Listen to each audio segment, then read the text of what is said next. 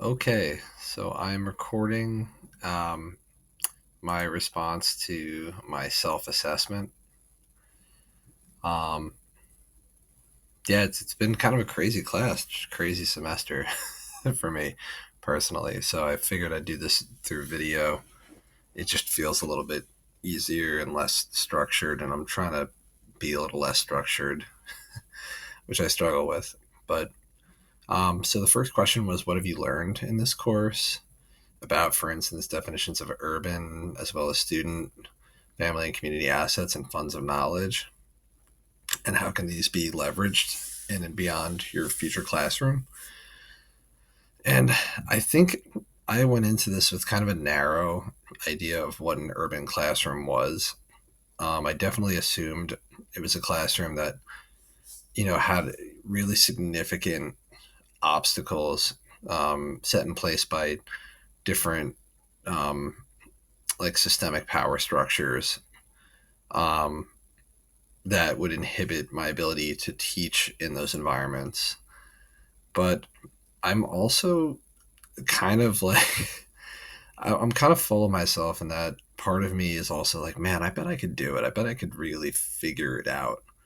And then another part of me is always like, yeah, but like, would it financially be worth it? Because part of this journey for me has been my partner giving up her time so that I could do this. So, but I think looking at things from like a funds of knowledge approach is a really interesting way of framing urban education, and just realizing that these students and communities, just because they don't operate in the way that communities that I grew up in operate, doesn't mean that they are completely dysfunctional. I think it instead proves that they function within kind of a dysfunctional setting. It just shows that kind of like life finds a way, almost, not to quote Jurassic Park here or anything. But so yeah, I mean, I think that was something that was really interesting to me. And the idea that, as a social studies teacher, I learned history kind of wrong. I learned it from this narrative based, really exceptionalist perspective that worked really well for like me, because it framed like a lot of like people who looked like me and talked like me and grew up like me. It kind of framed us as this group of people who like, defied the odds and stuff like that, and made it work. And it didn't require me to empathize with other groups of people who that wasn't they didn't have the opportunities that I did. So I think like when I think of funds of knowledge, I just think of how people find ways to kind of make life work within these institutions. And I think that this class, just kind of leaning into the things that I believed in anyway. I consider myself, um, and a lot of my views are in line with like Marxist ideology, and you know, a lot of these revolutionary thinkers who have talked about urban education kind of play around with a lot of those theories. Guys like Paul Freire, who I'd read Pedagogy of the Oppressed. I always joke. I say I read Frantz Fanon's Wretch of the Earth before I read Pedagogy of the Oppressed, and I feel like Pedagogy of the Oppressed is kind of it's like Fanon light. So, but yeah. So I think it's the idea that I can kind of bring some of that ideology into a classroom without like imprinting it directly onto my students. Um, but like it's something that's important to me, is this idea of kind of educational equity. So that was really cool, and it's something I plan on leveraging in the classroom. And then the second question is, what ideas, skills, and/or dispositions do you want to hold on to from this class? And I think um, I don't know. I appreciated the professor's kind of views on mindfulness and presence, um, and constantly kind of evaluating how I feel about things in kind of like in real time, um, and how that impacts my ability to teach. And I think that's something that's really cool. It's something I wouldn't have thought of. Just being a history teacher, we always kind of think of like sticking to like, you know, the material. I think a lot of us are very material, very content oriented. So I definitely think it was. I definitely think it's cool. Um, and just the idea that like a lot of like skills based perspectives in social studies, they kind of get tossed out for these dated curriculums when you get into an urban setting because that's what they have access to. Um, I want to get away from that. I want to eventually build my own curriculum.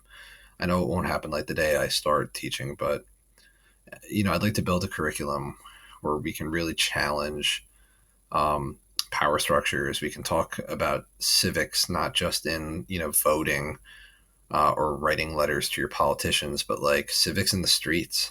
Um, the power of protest. Nonviolent, and it generally usually becomes violent sometimes because the violence occurs before the protest.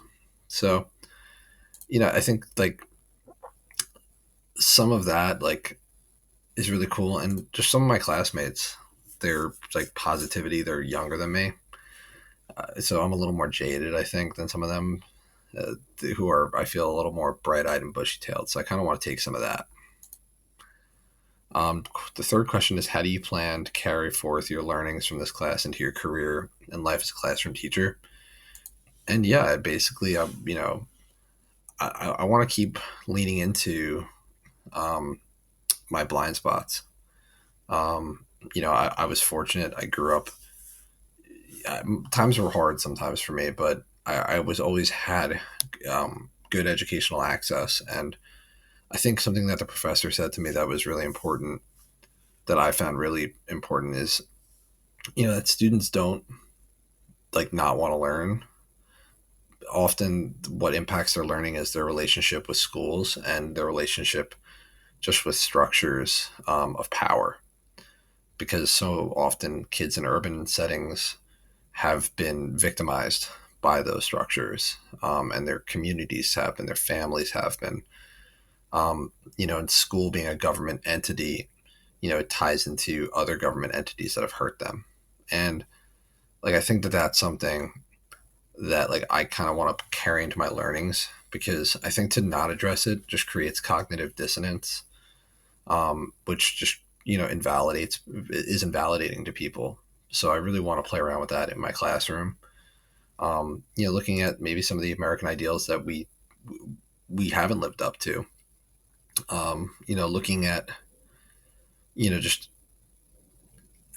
historiography, the idea of like looking at how we've taught history and why we've taught history certain ways. Because I think a lot of kids in these neighborhoods, they already know so much more than I did. They know why we teach things in certain ways that uphold certain power structures. So I think kind of playing around with that and letting kids debate that and challenge that a little, I think in an urban setting is even more important um, than in a non-urban setting. Um, as far as like my major achievements and what I'm most proud of, um, and I think like coming into this, I was into this class. I was nervous about the autoethnography, um, because like I like fundamentally agree with like almost everything we've covered. I've read so much like anti-colonialist theory, so much like Marxist theory. I love reading. I love reading, but I love like reading guys. Like the Black Panther movement. I love reading um, just like Frederick Douglass, James Baldwin. Um, I love reading John Brown, old John Brown. I think there are so many just like people who I identify with. Frantz Fanon is one of my favorite philosophers and writers of all time. And reading him changed a lot of things for me dramatically. And I don't know, like I think I'm grateful kind of for my ability to be malleable. Um, and I think this class kind of represented that. I feel like I really put a lot of myself on the line with my autoethnography, and with a lot of help from my beloved, from Katie. And I think just I appreciated when some of the kids in the class talked about like my self awareness, because I'm 37. I know a lot of people in my generation who aren't as self aware, and it's something I try to hold myself accountable to, and that's something I want to bring into a classroom too. Like one of the things that kind of sucked between me and my father growing up was he never could admit when he was wrong about anything. And I think people get things wrong, and that's not terrible. But I think as a teacher, um, I want my students to hear me say when I'm wrong, and like I want a classroom where my students challenge me a lot. Like I want a difficult classroom, um, because like I know I can handle that. I've handled difficult customers, so um, like I just I want I'm I almost look forward to being able to tell a kid that I'm wrong, just to see like what that would do. And that wouldn't have been like my outlook on education or life 5, 6 years ago. So I'm grateful for that. And I'm grateful for the opportunity to have been in this class, gotten to meet really cool people. And yeah, I'm just kind of stoked to see what the future holds.